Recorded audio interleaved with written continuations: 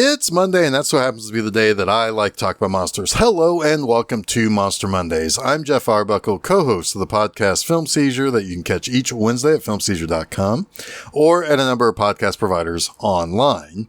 So, as I said previously, this summer is all about catching up on TV shows. Last week we returned to Kolchak. This week we're returning to Tales from the Darkside. Now, in the past, I've done a lot of these TV shows in episode order, and that doesn't so much work for every television show because maybe not every episode is appropriate for Monster Mondays. Anthology shows like Tales from the Darkside is a good example of that. In fact, we've got a couple of other series later in the month that definitely don't so much fit that process either, but we'll talk a little bit more about that later. So when it comes to Tales from the Darkside, as I mentioned, it was created by George Romero and aired in the mid-'80s. Think of it as more in line with Twilight Zone, but with slightly more paranormal concepts for pretty much every episode. It's also a good indication of just how much George Romero loved the horror comics of the 50s.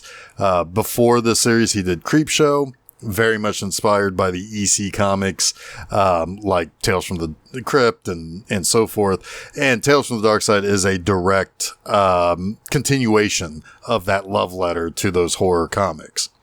But perhaps the biggest downfall for the series was something of an inconsistency in terms of scripts and tone. There are several episodes that have a sense of humor about them. And sure, it's still a dark sense of humor, but it's not exactly what people truly think of horror or gore or being monster filled. And it's one of those shows that maybe exist a little bit better in terms of nostalgia, particularly for people my age who caught episodes of these when they were probably maybe a little bit too young for some of the episodes. At least certainly one of the episodes we're going to talk about in this episode. But it's just one of those things where it's like when you watch the episodes as an adult, if you watch all of the episodes, you're going to start seeing that there are some that don't quite fit what memories you have of watching Tales from the Darkside. But much like with Rod Serling's Night Gallery, that inconsistency from one week to the next tended to really kind of create a stark difference in what was perceived as quality episodes and what were absolutely forgettable or downright bad. So to think about what would be good to cover on this week's episode, I scoured the interwebs to look at what episodes tended to appear on people's best of list for the series, and then find out which episodes best fit the Monster Mondays theme of having monsters. There is one episode that scared the shit out of me when I was a kid that I'm saving for another time, or to be more accurate, for a particular holiday, which probably gives away the episode that I'm referring to if you know the series that well. But these three episodes I'll be discussing this week all appear in almost everyone's best Tales from the Darkside episodes lists. I'll talk about an episode, and then for my typical 3 likes that I always pick out for each movie or TV show, because I'm doing 3 episodes and kind of going through each one, I will pick out my favorite thing about each of those episodes before I move on to the next. So 3 episodes, 3 likes, 1 episode gets 1 like each. So here we go. Now, the first episode I want to talk about is The Circus. This was the season premiere of season 3 and aired on September 28, 1986, and it was the 48th episode overall. Dr. Neese's exhibition of wonder promises a mummy, a werewolf, a vampire, and for some reason the 4th creature that's shown on the poster are wild dogs. A reporter has come to write a story about the exhibit, and the writer is fairly unimpressed with the artwork and with the promises that's being made about this show. And he's definitely a cynic in general. In fact, Dr. Neese knows of the writer, whose last name is Bragg. That's the only name we know of him. But Bragg also knows of Neese, too. He thinks Neese is a fake. I can't help but to think that Bragg, played by Kevin O'Connor, looks a little like Stephen King. He's a writer. He kind of has this cynicism to him, and it comes across like, oh, this guy's a little bit Stephen King. But anyway, Neese is played by the great William Hickey. Hickey was in the Tales from the Darkside movie as well, and he's also a major part of next week's episode of Film Seizure too, so look forward to that. But here's the thing with Dr. Neese and his exhibition of wonders. He never goes to large cities, only small, middle-of-nowhere towns. If what Dr. Neese has is real, why is he not raking in big dollars instead of just enough to, quote-unquote, feed his attractions, as he puts it? Surely he just goes to small towns to kind of grift on the rubes, right? Instead of staying for this evening's show, Bragg instead wants a private show. And Dr. Neese says he wouldn't have it any other way. So the vampire is the first attraction. A coffin is wheeled out and a monstrous-looking Nosferatu creeps out. Right in front of Bragg, the vampire is fed a baby lamb. And Bragg is absolutely disgusted by the slaughter of the lamb because the poster urges people to bring children. Neese says that he only feeds the vampire a snake or a rodent for the show. But prior to the show, the vampire gets something much more substantial. And as soon as Neese gives the explanation, Bragg goes right back to his cynicism and compliments the makeup job on the vampire. Oh, that looks real, blah, blah, blah. You know, that sort of thing. Later, Bragg is taken backstage and is introduced to the werewolf, who is not yet transformed. Again, making Bragg critical of the entire show. A Frankenstein monster then jumps out from the shadows to scare the writer. When the reanimated creature's head falls off, Bragg goes on and on again about it being disgraceful that a show like this goes on in front of children. He gets on his high horse about getting the show banned, but Dr. Neese doesn't believe that Bragg will be able to find the words to describe what he's actually seen. And that's when Bragg lays his eyes upon the mummy on display, a mummy whose eyes move around while still rotting away in its sarcophagus. And shocked by what he sees, Bragg ends up dying from, I assume, from fright or from a heart attack or something. And when the performance does go on later, we see that Bragg has now joined the menagerie as a new and improved reanimated Frankenstein monster. Now, what I like about the circus is almost entirely in the first half of the episode. This is one of the handful of episodes that is burned into my mind from seeing it as a kid. And that's all due to two things. William Hickey as a gypsy-like ringmaster of a traveling circus, and, of course, the vampire. George Romero wrote the script for this episode, and like the excellent showman he is, he wheels the vampire out not to become the main monster or the true horror of the episode, but to be the hook for the viewer. That's why Hickey's Dr. Neese brings out the vampire first when Bragg demands a private show. It's the hook. For me, as a small kid seeing this episode, I remember the lamb being fed to the vampire. It's grotesque. It's unsettling. But the vampire doesn't go wild to, like, feed on Bragg or anything. No. It's a pet as much as the guard dogs that are used for intruders and interlopers, or the mummy is in its sarcophagus. The vampire does something horrible and gross, but it isn't the horror. It's him feeding. It's the hook. It's the, hey, this is a real monster. It's the imagery used to sell the viewer on what will happen next. The actual horror is cynicism. Dr. Neese wants to have children come to see his menagerie to fill them with wonder before, as he says, it's too late. Before they turn into more people like Bragg. It's almost the perfect thesis for the entirety of Tales from the Darkside anyway. The reason why the horror can feel muted or secondary to a sense of humor in episodes is because George Romero wants kids to like me to watch and be filled with wonder, even if it is kind of scary also. It's easy to see why this is often mentioned as one of the best or most memorable of the series, and it's entirely due to that moment that the vampire comes out of the coffin and is fed that baby lamb. The next episode for this week is from Season 1. Inside the Closet aired on November 21, 1984, and was the 7th episode of the series. In this episode, we meet Gail, a grad student who has arrived at the home of Dr. Finner. She is going to rent a room from Finner, and Finner is the dean of the veterinarian school, while Gale studies fine arts, and Finner has the only room left in this entire town. He's very strict. There is to be no TV, no stereo, no boyfriends. He requires constant quiet. Gale is okay with this, as she is deep in her studies anyway. And when she's taken to her room, it's fairly minimal, and Finner says it once belonged to his daughter. There is a small closet in the room, but it's locked and there is no key. She tries to ask why the door to the closet is so small, being about half the size of a normal door, at least in height. But he leaves the room and never gives an answer. Later, as she prepares for bed, the doorknob turns from the inside of the closet. And she also heard something scratching around inside the closet. And when she reports to Finner the next morning that she heard rats, he says that there are no rats in this house and leaves for work.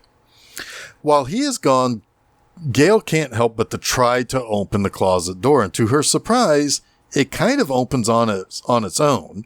And when she looks inside to put in a rat trap to catch whatever she heard, scratching around the night before, the closet is empty. It's completely bare. But as she studies, she hears the trap go off. However, when she tries to see what she's caught, the door will not open. When she goes to sleep, the door opens on its own again, and something steps out and starts walking around her room. When Gale wakes up, she's surprised to see the door open and wants to investigate, but again, the closet is completely empty. Even the rat trap is missing. As she returns to bed, she lifts her feet just before something from under the bed reaches out and tries to grab her. Under the bed, something with gooey pale flesh and red demonic eyes lays in wait. The next morning, Finner is surprised to hear that Gale was able to open the door to place a trap inside, but the trap disappeared. Later that next day, when she comes home from school, the closet door opens again, but she's shocked to find a closet full of a little girl's clothing. On hangers, everything looks like a normal closet. When she tries to figure out what's going on, her own rat trap slams down on her hand. When she starts and then, goes to kind of take care of that, the door closes itself again and won't reopen. Convinced something is living inside that closet, she waits with a flashlight for whatever it is to make itself known. And when the door opens, she sneaks up and tries to catch whatever it is. And when she turns the flashlight on, she sees a small goblin with red eyes and webbed claw fingers. It attacks her when she screams and tries to run away. It eventually tackles her from behind and drags her into the closet, never to be seen again. The next day, Dr. Finner tells Gale's mother that he does not know where Gale has gone or where she might have moved to. And after the phone call, the small goblin hugs Finner's leg lovingly while he speaks to the creature like it's a little daughter of his. For my favorite thing about Inside the Closet, much like with the vampire from the Circus, the little goblin is an early example of something that would draw in viewers. The little creature is so popular, it's actually all over my Tales from the Darkside Complete Series DVD box set. However, what really makes this episode shine is how much of a subversion of expectations the episode turns out to be. And like I said previously, if you didn't get it from Creepshow in 1982, Tales from the Darkside really shows you how much George Romero loved those old 50s horror comics. There's always a twist. There's always something to not expect. And this episode was directed by Tom Savini, and I have to assume he created the little monster too. But in the early part of the episode, we're given every reason to identify with Gale. She has to take this room with this grumpy fart who is super strict about what she is and is not allowed to do while renting his room. Obviously, we understand why by the end, especially with the no boyfriend rule, but she just wants to work on her graduate degree, and she was too late in the game to get a place to live around campus. We know there's something off about the closet like she does. We know there's a little monster in it, and that monster kills her. Yet, at the very end of the episode, the little monster with its gross skin, scary demonic eyes, and super sharp teeth ends up kind of being really cute. It is the daughter that Dr. Finner talks about throughout the episode. It's likely a creation out of his grief over his wife dying from breast cancer, something else he brings up, even if that was even a true story that he told about his wife. Either way, you end up liking the little monster because it hugs Finner's leg and purrs like a cat when he talks about tucking it back into bed. It's a great example of why this show could work so well in its run when it had the right pieces in place. You know, it's something that seems scary. It's something that seems like horror from the beginning, but at the end kind of turns that on its head, and you end up kind of liking the creature or kind of finding the creature cute. And like I said, I have to assume that Tom Savini also created the monster. So that's just as much of a compliment to his ability as it is anything else. The third and final episode I'm talking about this week is Season 2's The Devil's Advocate. This 30th episode of the series premiered on November 10th, 1985, and it's another one I definitely remember seeing as a kid. So in this, we meet talk radio's Luther Mandrake, played by Jerry Stiller. Mandrake, the Devil's Advocate, is a show hosted by Luther who is constantly complaining about others and is perpetually in a bad attitude. He complains about a homeless guy dying in his car seeking shelter. He complains about how the cops wanted to question him before he can get to the station to start a show. He laments the human condition of, well, humanity. However, he also laments that he too is a human, almost as if he's seeking some modicum of respect he doesn't feel like he's ever received from others. He's had a lot of tragedy in life, so he kind of feels like he's specifically been targeted, and that's why he's so negative all the time. When he takes calls from listeners on his midnight show, he's constantly belittling him. A woman calls about her husband losing his steam fitting job of 24 years. He tells her she should be happy he lost his job because that job sucks. They should go out and celebrate. Which is absolutely not the advice she wanted to hear. He belittles a farmer for being poorly prepared for change, particularly in industry. He tells a watchman who calls in that everyone else has it better than the caller does, and he ends up calling him a loser. He calls everyone a loser. When the watchman starts to kind of fight back, Mandrake tries getting the attention of his engineer, who appears to have fallen asleep. The watchman tells him that he's changed. He used to be more sympathetic, and now he's just full of misery, and everybody is just everybody regrets ever calling the Mandrake show. But soon Mandrake's appearance also begins to change. He begins growing hair on his face. His hair begins to look more and more like the Wolfman's hairdo. Mandrake says that people will never tune him out because he says everything they always wanted to but never could. Soon the engineer completely disappears altogether, and the calls start to get a little weirder. A woman calls who claims she doesn't have a radio and she doesn't even have a phone. She says that she's calling from 1922. The next caller talks about President Wilson and that they should pull the troops from Spanish America. Another wants to talk about the Nazi concentration camps. Then a woman calls from 1967.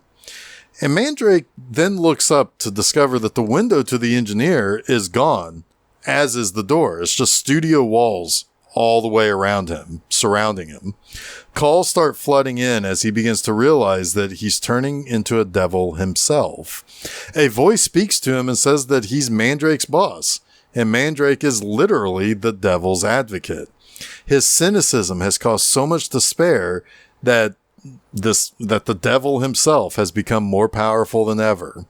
The devil has led to all those terrible things that happened to him, with each member of his family dying unexpectedly and tragically.